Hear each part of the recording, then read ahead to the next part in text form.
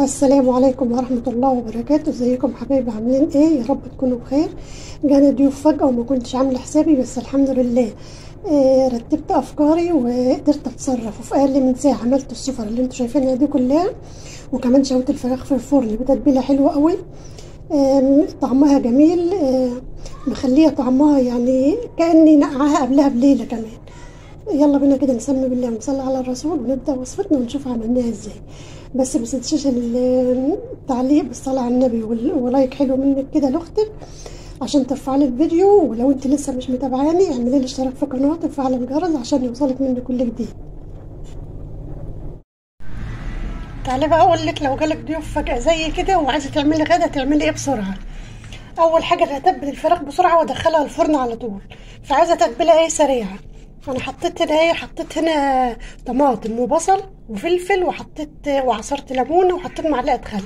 هحط معلقه ملح، وهحط معلقه توابل 7 بهارات. التتبيله دي حلوه قوي، هتطلع لك فراخ مشويه حلوه من غير ما تنقعيها ومن غير اي حاجه. ومعلقه توابل مشويات اللي هي الجاهزه دي. حطيت كل ده بقى هضربه مع بعض في الخلاط. ودي التتبيله بتاعتي ضربتها في الخلاط. نسيت احط لها معلقه سكر، احط لها معلقه سكر بالشكل ده كده اهو، واقلبها فيها مش مشكله. وهحط معلقتين زيت بالشكل ده كده بس. مخدتش معايا اي وقت خالص. هكبها بقى على الفراخ بالشكل ده كده، هتشرب منها وادخلها الفرن على طول. انا مسخنه الفرن، قلت الفرن قبل ما اعمل الخلطه عشان خاطر ادخلها على طول. متاخدش معايا وقت بالشكل ده كده. انا ضفت لها ربع كوبايه ميه صغيره عشان خاطر تشرب من التتبيله وتستوي فيها وتبقى طعمها حلو. هعمل حاجه بس الاول كده قبل ما ادخلها الفرن. هاخد من الخلطه دي واحط تحت الجلد بالشكل ده كده اهو، عشان لحم الفراخ نفسه يشرب من التتبيله دي. انا ضفت لها كمان ربع كوبايه ميه صغيره عشان يبقى فيها صوص كده وتشرب من التتبيله، تاخد من طعم التتبيله كلها كده وتستوي وتبقى طالعه طعمها حلو، كاني نقعتها ساعتين 3 بالظبط. نص بقى يا ست الكل، انا دخلتها حطيتها على الصاجه من تحت كده الاول لحد ما تغلي، عشان تغلي معايا كده غلوتين 3 في الاول كده وتستوي، ما تاخدش معايا وقت في الفرن. وارفعها على الشبكه. حطيت الفراخ في الفرن معايا بقى. هنا بصلايه قطعتها بالشكل ده كده، هقطع عليها فصين توم بالشكل ده كده اهو، عشان اعمل التسبيكه لبقيه الاكل. هعمل ايه بقى؟ عندي فاصوليا خضراء في التلاجة، قلت اما اعمل فاصوليا خضراء. اهم شيء لو انت يعني اتزنقت كده وجالك ضيوف او حاجه، رتبي افكارك. يعني شوفي انت هتعملي ايه اللي ممكن تعملي، او ايه المتاح عندك في البيت ممكن تجهزيه. هتلاقي نفسك انجزتي وخلصتي بسرعه، يعني متلفيش حوالين نفسك كتير. بالشكل ده كده. قطعت فصين الثوم وضربت الطماطم في الخلاط اهي.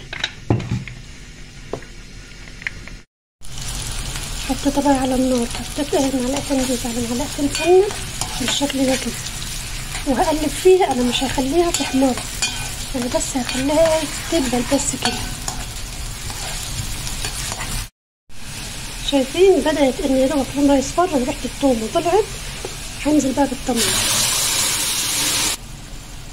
هضيف لها بقى معلقه ملح صغيره ومعلقه سكر برضو عشان الحموضه بتاعت الطماطم، ورشه توابل 7 بهارات. انا مش هكتر عشان خاطر بعد ما تستوي بحب احط للطبيخ بتاع كده شويه توابل برضو كده في الاخر، بيبقى الطبيخ ريحته مفحفحه كده وحلوه يعني. نص مكعب شوربه، واقلب كل ده بقى وهسيبه يتسبك. اكون قطعت الفاصوليا هقطع بقى الفاصوليا بالشكل ده كده اهو. اهم شيء زي ما قلت لك ايه، رتبي افكارك، انت عايزه تعملي ايه بالظبط. وكمان يعني رحم الله امرأ عارفه قدر نفسه، يعني ايه الكلام ده؟ يعني الدنيا بقت غاليه والناس يعني والله يعني ايه، الله يعين الناس كلها. اتصرفي برضه في الحدود الموجوده عندك، يعني مش عيب ولا حرام. الوقت اللي احنا فيه ده الناس تعذر بعضها فيه.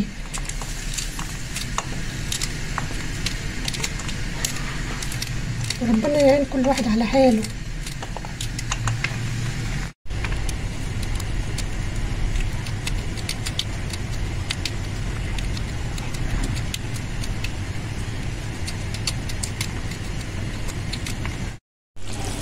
قطعت الفاصوليا بتاعتي وخلصتها، كانت الصلصه بتاعتي ايه اتسبكت. هنزل بقى بالفاصوليا بتاعتي بالشكل ده كده اهو.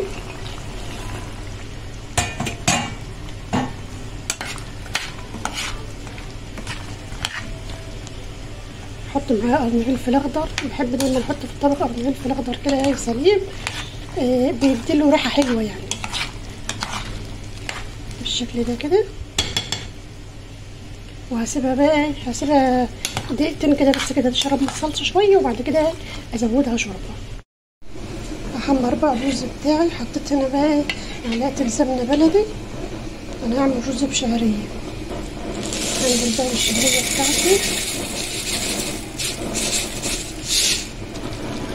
ودي الفاصوليا بتاعتي سبتها غلت شويه في الصلصه بالشكل ده كده. هزودها بقى كمان بقى بمغرفتين شوربه عشان تستوي بقى بالشكل ده كده. هنغطي عليه، يرجع بقى للرز بتاعنا. الشعرية احمرت معايا بالشكل ده كده، هنزل بقى بالرز بتاعي.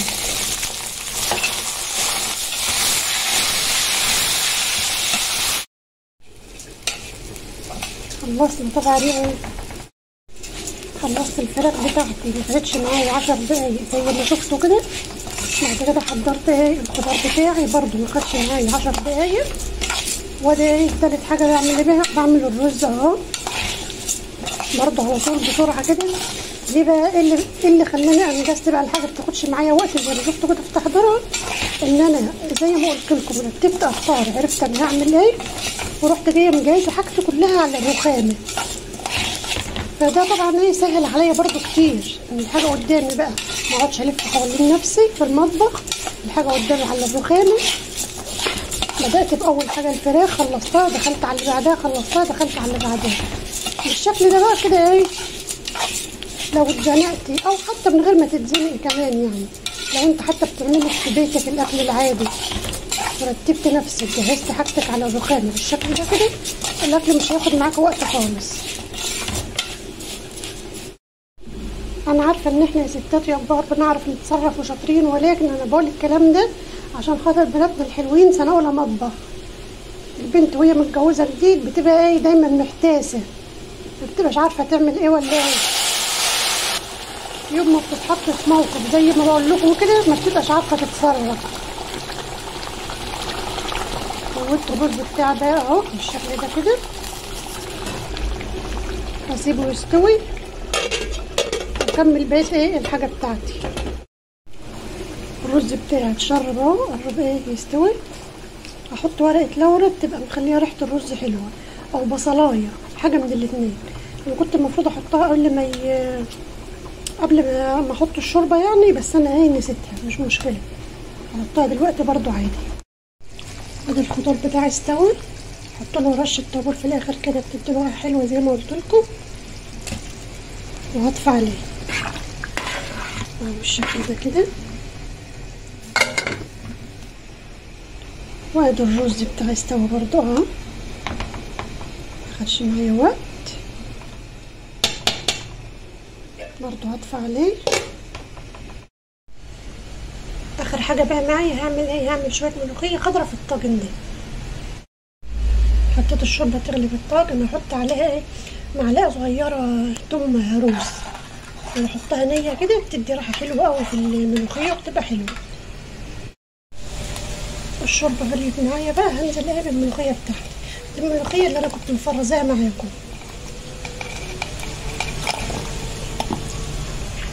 اهم شيء ما ينفعش نحط الملوخيه والشوربه بارده، لازم تكون بتغلي.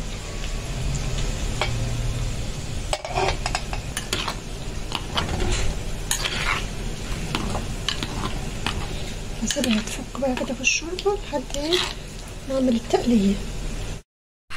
حطيت بقى هنا بقى للطشه ايه الثوم، بحب ادق معاه برضو فلفل اخضر بيديها ريحه حلوه، ومعلقه كزبره صغيره وهحمرها. بس انا يعني مش هخليها تاخد لون، لا حطيتها بس تطلع كده وهطش بقى الملوخيه، عشان خاطر لو اتحمرت ايه هتمرر مني، لو احمرت هتمرر. المضرب بقى ايه وافك الملوخيه بالشكل ده كده عشان ما تقعدش كتير على النار، لان لو سبتها ما فكت لوحدها هتقعد كتير على النار، وبالتالي ايه هتسود، هتلاقي الملوخيه صفصفت منك كده تحت ولونها اسود. اهي مضرب فكها بسرعه، شايفين بقى فكت معايا بسرعه ازاي اهي بالمضرب. التومه بتاعتي يا دوبك اخدت لون اصفر بالشكل ده كده اهو، مش هسيبها اكتر من كده عشان ما تمررش زي ما قلت لكم. الفلاش بتاع التليفون فصل من السخونه.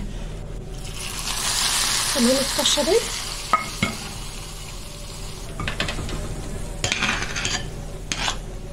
بالشكل ده كده، شويه ملوخيه بقى كده. الله الطشه، احلى طشه بحب اسمعها طشه الملوخيه. بس للاسف بقى الفلاش زي ما قلت لهم كده فصل من السخونه.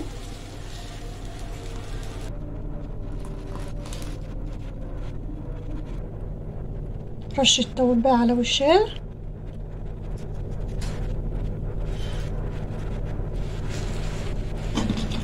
بالشكل ده كده اهو.